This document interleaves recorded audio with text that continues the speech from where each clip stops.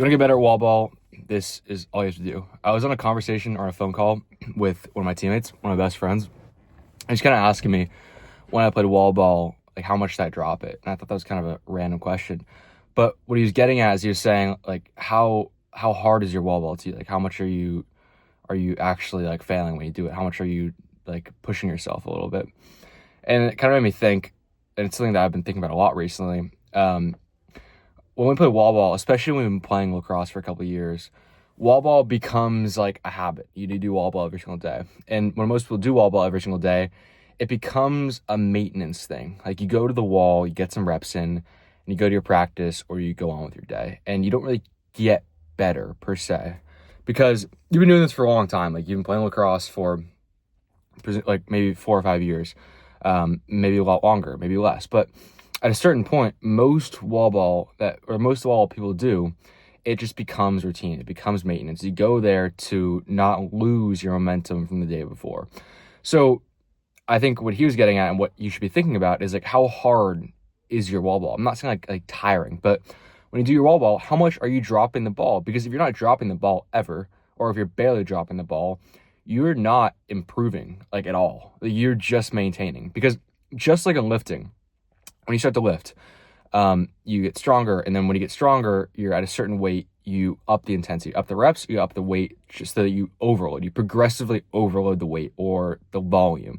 With wall ball, we don't really think that same way. We think that same way with training, maybe less than lifting, a little bit with training. Training will maybe try some new drills, but with wall ball, we kind of have this consistent routine that we do every single time, and that's fine. But if we don't progressively overload our wall ball, make it more challenging, we aren't going to get better. So I could give you all these wall ball drills, but if you master them and they become a habit, they become far less useful. They're really only useful on like game day or before practice when you really have to get warmed up. So what your job is to find what are the weak points in your game, what are the weak points in your stick, and use the wall as a tool to target that. So I'll give you an example for me today. I was doing wall ball, and one thing I've been doing is just trying to work on my split as much as so like a lot of people go to their wall and they'll catch, they'll split, and they'll throw the other hand, catch, split the other hand. Everyone gets that. But what not everyone does is they don't kind of take that to the logical maximum. I acted like I was basically shooting at the wall or splitting like I would be splitting in a game. So I caught the ball and then with as fast, like as soon as I touched it, split and throw really hard against the wall and split. And that I can only maintain for 30, 45 seconds. But those 30, 45 seconds, I'm gassed by the end of it. It's hard. But most of the time, I fail instead of ending because I'm tired. Because it's so hard for me to catch it and split as fast as I possibly can. Like I'm trying to really push the boundaries of what I think I can do. So maybe like I'm catching and I probably shouldn't be, like if I was in a game and that ball was coming towards me, I wouldn't try to catch it and split that fast because there's a high chance I'd drop it. But in practice, that's exactly what we want to be doing. It's like when a coach tells you when you're in like a line drill or you're in a passing drill, sprint to the ball, catch it, and sprint back. Even if you drop it, I want you to like make the right mistake instead of playing in your comfort zone. That's the exact same thing we're thinking about in wall ball, but people don't translate. It doesn't translate. People just go to the wall and mindlessly go against it. So I'll give you a couple tools that I've been using besides this split. Tennis ball can be really, really powerful from the wall. If you haven't used them before, it becomes super difficult, mostly for quick stick work. So what I noticed is my right hand, I have a quick stick tennis ball. I'm pretty dialed with it. Like I'm fine. I can try and quick stick even faster and I start making mistakes, but like a general quick stick at close to my maximum, I'm good. Like I'm good. If I put it in my left hand, I'm a mess. Like I thought my left hand quick stick was pretty similar to my right hand, but as soon as I have that extra difficulty of the tennis ball, it becomes almost like I can only get like a pure quick stick. I can really only get a couple before I make a mistake with my left hand, and it doesn't feel nearly as fluid. But then when I get the lacrosse ball back out and I quick stick my left, quick stick my right, they feel the exact same. Like I feel like they're equal. But these things, these elevations of drills, they expose the weaknesses like that in you. And then I'm sure once I start playing again after I get fully healed from my knee and I have the stick in my left hand, even when I'm not quick sticking, I'll have a new level of confidence when I go out and play. Another thing I did before my injury, this is like the way I almost always made my wall ball harder, is I would just run.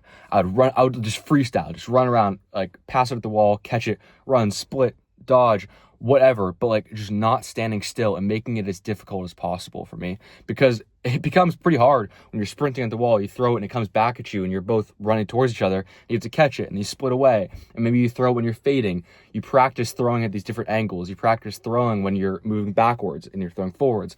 Like you learn all these things that you get in game or you get in high speed drills and practice, but you can get it by yourself. So I get a little frustrated when people say like wall ball isn't that useful, but they're just not doing it the right way. They're not taking it to the logical extreme. They're not, and there's always going to be a logical extreme. You can always run faster. You can always throw it at the wall harder and make it harder for you to catch it.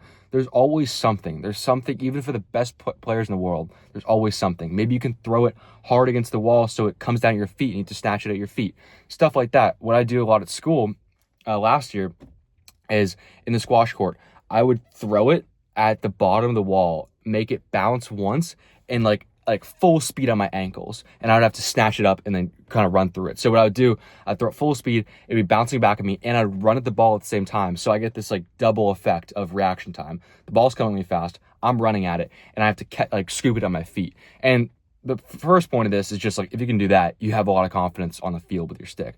The second thing is, I was thinking on when I'm riding in a 10-man, or not even a 10-man, but just riding in general, and the ball comes across the midline and someone like missed a pass in front of me and that ball is skipping towards you and you're running at it and you have to pick it up, like that's that exact thing I'm replicating. So I'm taking moments in games, weaknesses that I think I have, and exploiting them in the wall. Like you have to get creative. Like I've given you a couple tools here and a couple things that I do, but there's unlimited amount of things you could try on the wall, and you should. Like, even if it feels stupid, just try it. If you're dropping the ball, you're probably doing something right. You've made it hard enough. And you kind of have to play with this. Like, if you're dropping it every time, it's too difficult. But if you're never dropping it, it's too easy. And to find the in-between where you're dropping it sometimes, you're challenged, you should be, like, breathing a little bit, too. I kind of disagree if you think you're, if you can just do wall ball and not be tired at all. Like, you should be breathing a tiny bit. And find that in-between where it's difficult enough that you want to keep doing it, but difficult enough you want to keep doing it, but easy enough you want to keep doing it, but difficult enough that you're improving. So finding that in between is super, super key. If you can do that,